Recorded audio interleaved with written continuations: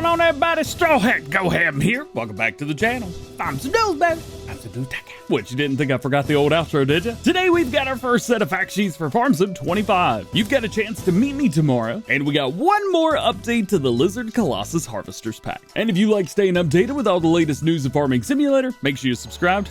Let's go. Starting off with our mods in testing, we've got 128 mods on the list today, 84 in Stage 1 or PC testing, and 44 in Stage 2 or console testing. Some notable mods on the PC list include 180.0 C920 and the Colossus 410/480. Also in PC testing, we have the Coffee Machine, Flat Screen TV, Homestead Economy, and the John Deere Hilco S600 series. Rounding out PC testing, we have the Massey Ferguson Industrial Tractors, New Holland Verifeed 18, Real Light Shadows, Spawn Pallet Stacked, and Vaderstad Seedhawk 84-foot. Jumping over to console testing, there's the ADAR Series Black Pack, Alma, Missouri US, Ed Gumpen, Megafield, and Forest Map. Also in console testing, we have the John Deere X9 US and EU version, Kipper Pack, MAN TGS Pack, and the Rooster 604 Premium DLC. Rounding out console testing, we have Small Animal Trailer, Steyr Profi Tier 4B 2018, and the Old Stream Farm expansion. With all that being said, we still have 281 mods sitting waiting to be tested, and the current average waiting time for newly submitted mods is about 15 workdays. In addition to the mods and testing, 7 new and updated mods were released today on the in-game mod hub, and funny enough, they were all maps. New for all platforms, we got Grasslands 22, and updates for all platforms include Mars the Mission, Deadwood,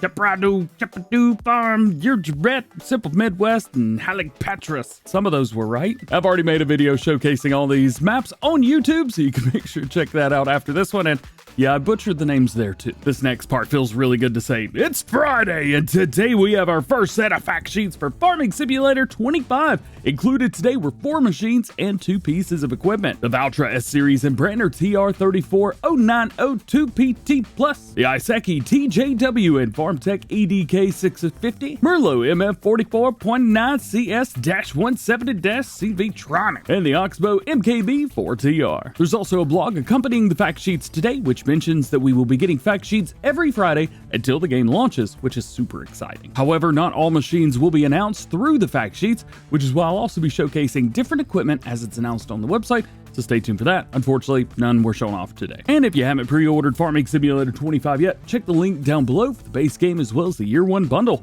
We're getting close, only 10 more weeks to go. Speaking of Farming Simulator 25, if you're in the Seattle, Washington area this weekend, make sure you stop by PAX West at the Seattle Convention Center.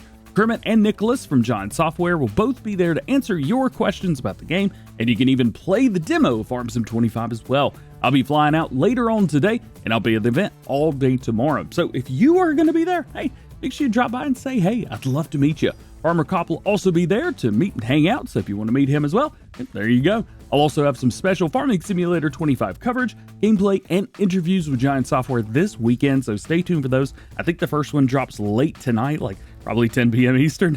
Stay tuned. Jumping over to Mono News. Black Sheep Modding say that their John Deere 3400 telehandler is now in the final stages of internal testing before being sent off to Giant Software for all platforms. The plan is to submit the mod this weekend, but it'll be another 3 weeks at least before we see it on the testing list. If you missed my mod preview I did for this a few days ago, make sure you go watch that. It is a very cool mod pack. Next up, Agritono dropped some more screenshots of their GT500, showcasing more customization options. They're also making some stickers for the inside and outside of the car, and then the mod will be done. Today, though, we get to see the customization options, and here we've got a red racing version, which is decked out with lots of aero bits and very unique customization options. Here's another version with more muted customization, if any, and some racing stripes down the middle. And lastly, a drag race version with skinny tires in the front and some big old fat boys in the back. It may not be usable as a farm machine, no, I get it, but how cool would it be to drive this around town after a hard day's working in the fields? Hey, I'm down for it. Moving on. Here's a name we haven't said in a while, Chris S. and Riley S. They are back with some information about their Lizard Colossus Harvesters Pack, which is going to be getting one final update before the release of Farm Sim 25. The Unreal version of the cotton harvester has been fixed, and they're adding some quality of life improvements to the machines to make them even easier to use and better to use as well. And evidently Yoast Modding has his hand in the mod too, so I'm excited to see what that is all about. I'm also excited to see what the mod is going to be in its final version. Speaking of final, Zelobuki dropped the full spec list for his Bosnian map, Vlashich, which is going to be his last map for Farming Simulator 22, and it's completely done. The terrain is quite hilly with beautiful landscapes which include forestry areas and mountain streams. Animal husbandry and forestry are the primary means of farming in this area, but there are some fields as well, so no worries there. Almost all buildings were made custom by Celebuki himself, and you'll find 5 farms, 63 farmlands, 44 fields, 3 forestry areas, Bosnian license plates, and a custom crop calendar. If you're looking for productions, well, there's no shortage of those either, including carpentry, sawmill, dairy, the water mill, which is the grain mill, bakery, greenhouses, and juice factory.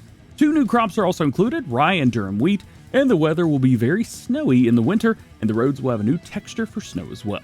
It's a massive map and combines everything you love about Celebuki's other maps in a brand new setting with unique things to do to make it its own. The map will be with Giants sometime this weekend if it's not already, so it's just a waiting game now. Omatana just released a video showcasing her first map for Farming Simulator 25. Yes, already. Sommerfeld. It is going to be a German map. It is made to be simple with rolling hills. Don't worry, she's also making a USA map later on and might even be bringing 4 fields over, which is a very good one. This map specifically is very early on in its life cycle, but it's really cool to see it this far ahead of time. It's got buildings that are custom built originally for her Wunzig map, which will not be released now. Well, the fields are not all at right angles on this one, but follow the road. Since Farm Sim 25 has GPS, well, these kinds of fields should be no problem at all. They're still quite simple, which makes for worker-friendly fields, but they aren't boring, so there is good there. There is a lot more information in her video, and I don't want to just say everything her video did here, so make sure you jump over and say hey to her. Her channel is Gamer Granny Tana on YouTube. And lastly today, Oxygen David says he will be revealing his new map, Witcombe Park Farm, this weekend, and to expect tons of new screenshots. Scroft will also be doing a video, so you can check him out on YouTube. What up, dude? The map was built in Farming Simulator 22, but will be released for Farming Simulator 25 once it's converted, and Oxygen David is shooting for a release sometime next year. He's been working on the map for almost 2 years now, and it's set in Gloucestershire, UK. It takes the best parts of his other maps like Comston, Court, and Oakfield, and pushes the boundaries of mapping and Farming Simulator. Of course, since it's from Oxygen David, you know it's going to be a good one, so stay tuned for that showcase coming soon. And stay tuned for more Farm Sim news. But first, the segue. Just like every episode of Farm Sim News, links to everything that we talked about today can be found in the description. And you can even check out the entire video in the form of a news article on farmsimnews.com by Yost Modding if you guys want to read. There's no release dates for mods. Wow, I messed that all up, didn't I? So there's no way of knowing when any mod's going to be released. And if you like this video, hey, check out the Farm Sim News playlist for the latest news and top stories going on in the world of Farming Simulator. That could have been a lot better. I'm leaving it in. And that is it. Thank you for hanging out with me today. Hope you enjoyed the video. If you did, drop a like, get subscribed if you're new. Enjoy the GoHam fam. Hope you have a happy Friday. Have a great weekend, and hopefully I'll get to see you at PAX. And we will see you later. Hey.